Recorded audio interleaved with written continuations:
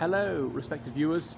I'm George from Ireland. So here I am in Reading, United Kingdom, the town that's spelt reading, and how apposite someone whose books merited so much reading over the centuries went to school here. You can see the plaque dedicated to her back there. Probably can't read it from this distance. Jane Austen. And no, that little gate doesn't open, so I can't get closer. Because Jane Austen went to Reading Abbey School, which no longer exists, and was in the gateway of the former Reading Abbey. I'll talk about Reading Abbey in a separate video, but this is a bit of it. Reminds me of St Albans School, which is in a similar erstwhile Abbey gateway. So Jane Austen was born at Stevenson, Berkshire in 1775 on the 16th of December.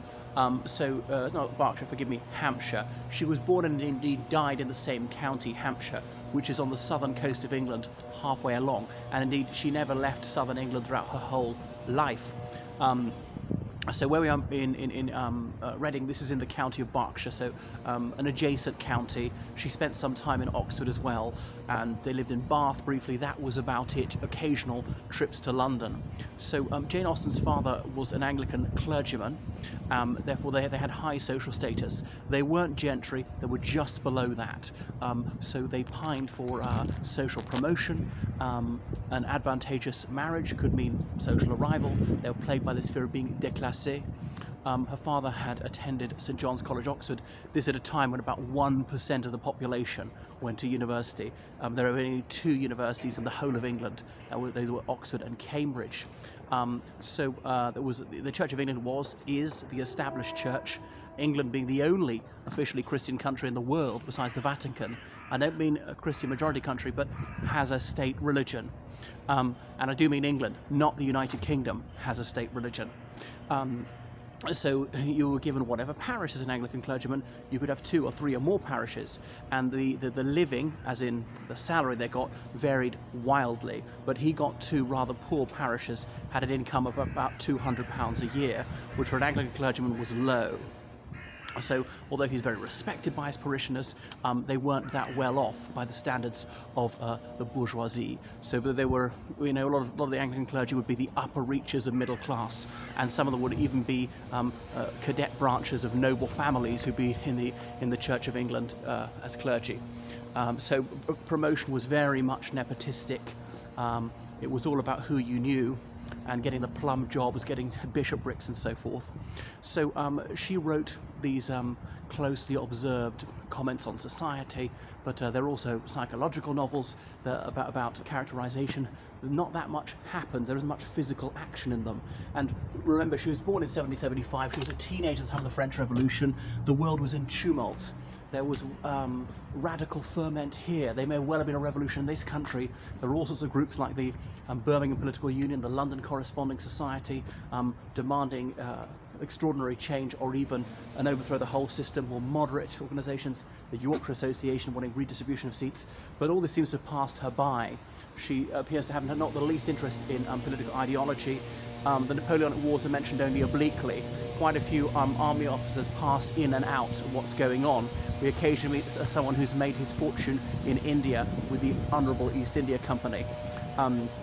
So her work is set within a very narrow geographical compass. She usually doesn't mention real places. There'll be a county, the Blankshire, and insert whichever county you wish. She almost never mentions real people. They're fictional characters, often thought to be thinly disguised versions of people she actually knew, composites in some cases. Now, the headmistress of the school she attended here, Miss La Follette, had a cork leg. So that's a very colourful detail, but she didn't put that one in to her novel, unfortunately. So Jane Austen was the youngest of 6 children. Her eldest brother, he was, how shall I put this delicately? He was not gifted. He had some serious developmental disorder. It may well have been deaf and indeed mute. She had 4 brothers and she had 1 sister. Sister was Cassandra. Her mother was also named Cassandra. So when the girls were 10, they came to the school here for about 2 years, but they couldn't afford to go to stay much longer. They'd been in Oxford living with a woman who wasn't their teacher. They were in Southampton. So her father was a very erudite sort. He had an extensive library, So she read voraciously, and that's why she was so learned, largely autodidactic. That in the days when schooling was not thought to be important for girls. Bear in mind, it was 95 years after her birth that schooling became compulsory for girls. For girls and boys, only up to the age of 12. So some children in her era who'd never been to school at all, and there were others who'd been to a school that was scarcely worth attending, say 60 children in the schoolroom, taught by a teenager, and writing on slates. Some of them could read but not write. So she was fortunate in having an education at all. And obviously discipline was severe. You'd have a bit of an education knocked into you. It was the stick if you're thick, not learn as you earn in those days. Anyway, so when she was a teenager, she left school and she hung around with her parents. And really, the woman's primary goal in life was to find herself a wealthy husband. So romantic love was thought to be almost a mental illness at the time. It didn't stop people wanting it, but because for women there were really no well-paid jobs. The only decently paid jobs were for healthy young men, unless you were educated, which very few people were. So as a woman, what could you do? You could be a washerwoman, you could be a farm labourer or something like that, maybe a shop assistant if you're lucky. Really no clerical positions open to women. The professions were completely disbarred to women. The school teacher was the highest a woman could rise to. So there were a lot of able but frustrated women getting married in their late teens or early 20s, having children all the time, almost permanently pregnant, and infant mortality was very high. There was a lot of perinatal death, for women as well, puerperal fever and all sorts. So life expectancy was much lower, probably in the mid-40s. So anyway, the others got married, and what else? So she did receive one proposal of marriage from a brother of some of her friends, but she said no to that chap, having said yes to him one day, come down the next morning from her bedroom and said no. There was an Irish barrister who she had some sort of dalliance with, but she chose not to wed in the end, partly because his family would have disapproved. She had really no money to bring to the match. So, and then her novels really ask a question, on what basis should a woman choose her spouse? Because it was vital she got it right. The divorce was vanishingly rare, it was extraordinarily lengthy and expensive process. It was thought to be an utter disgrace. Your name was besmirched forever, even if a husband had abandoned her, even if he was a serial adulterer, even if he was severely beating her up, that kind of thing. And there had to be very strong grounds for dissolution of marriage. It couldn't be irreconcilable differences or anything like that. It couldn't be intolerable cruelty. It had to be adultery, sodomy, or bestiality, and there had to be strong evidence thereof. It couldn't be just hearsay. So you've got to get it right, because divorce is just unthinkable. Even if you live apart, don't actually get divorced. So should she marry for love or should she marry for money? And she said, well, you need to find some sort of via media between these two, because if you get either one, it will be misery. Because anyway, if your husband is penniless, then you're going to be penniless. You'll find it very difficult to make money otherwise. Bear in mind, you'll have an extensive brood to bring up. So Jane Austen started writing novels when she was a teenager, wrote an epistolary novel, a format which seems to have really disappeared. This genre is made up of letters. The Watsons. She wrote a history of England illustrated by her elder sister Cassandra, and there's a drawing of Henry IV, but it looks very much like an 18th century gentleman, complete with wig. Sense and Sensibility, Pride and Prejudice. I think I've got the right order. Northanger Abbey, The Tenant of Wildfell Hall, a couple which weren't finished. There's The Watsons, part of her juvenilia. So she wrote thousands of letters, mostly to her sister, but later on these were mostly burnt by her sister, because we have this almost treacly view of her as being someone who's really blameless, and apparently she was quite waspish, because she's got this mordant wit in her novels. It's often understated. There's a very satirical style to them. Various pompous characters she likes to send up. Mr. Collins, an archetypal fool who's sent into the church, who's an absolute sycophant towards Lady Catherine de Bourgh, this chatelaine of some grand house nearby. And there's Elizabeth Bennet, and to some extent I wonder whether that character is semi-autobiographical, who's quite clever but thought to be only middling good-looking and not very well off, and gets shunned by this chap who's just so conceited, Mr. Darcy, although there's a happy ending when he changes his whole outlook and they marry after all.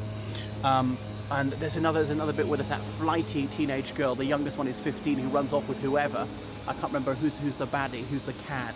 That rake is it Mr. Willoughby? But has to be paid to get married because it will be such a shame for the whole family if she falls pregnant outside of wedlock.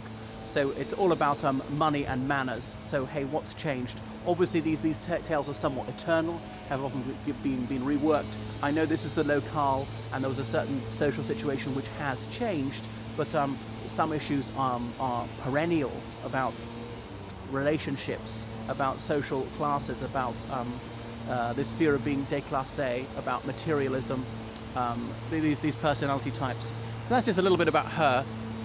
Then her father retired and they moved to Bath. So and the Prince Regent, that's the future King George IV, was an avid fan of Jane Austen's work, and he wasn't a particularly reading man. So she was advised to dedicate one of her novels to him, and indeed she did, despite despising him for his philandering or his profligacy and generally totally irresponsible attitude.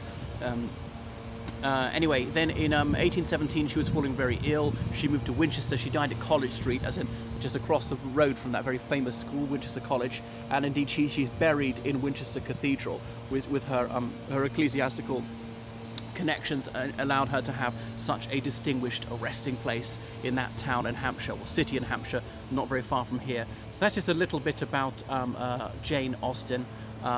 So I'm not very into her novels. I mean, they might be a bit slow moving. I don't really have the concentration span for them. There have been some fantastic adaptations, and her books have been in print more or less permanently. But she died really virtually unknown. Some of her works published anonymously. It wouldn't do for a lady to write novels. Who would want to marry a clever woman? They want an airhead who's going to attend to her housewifery with zeal. So a man didn't want to wed a bookish sort, least of all a woman who'd upstage him intellectually. That might have, redounded to her disadvantage when she was on the marriage market, and it really was more or less a market. There were these semi-arranged marriages where a young man and a young woman would be put together, encouraged to wed. There were ways of signalling to each other, I'm attracted to you, wink with the right eye. I'm not attracted to you, wink with the left eye. Supposing your driver's dyslexia, you could get it the wrong way around. You could miss out on some golden opportunities. Or indeed, if you want to signal, no, I find you deeply unattractive, you could be accidentally telling the person the exact opposite. So you need to get it right, left and right. So she died in 1817 at the age of 41, and it's only after her death that she rose to fame. Been some fabulous film adaptations of her works. There's a 1940 version with Greer Garson as one of the principal gentleman, I think, playing Darcy in Pride and Prejudice, probably her most acclaimed novel. And then what else is there? Oh yes, so there's the 1995 iteration of Pride and Prejudice, which I think is the best one, but partly I was doing it for GCSE when that happened to come out, which helped me visualize the plot and the characterization and so on. So obviously these love affairs have to be rather innocent, holding hands, not going beyond that. They don't even mention that because that would be regarded as too risque. And then there's the 2005 version of it as well, of Pride and Prejudice, came out with Simon Woods playing one of the main characters. But actually that's very close to his true personality, having known him at school and university. So that's just a little bit about Jane Austen. So please follow me on Instagram, on Twitter, on Facebook and so on. Toodaloo.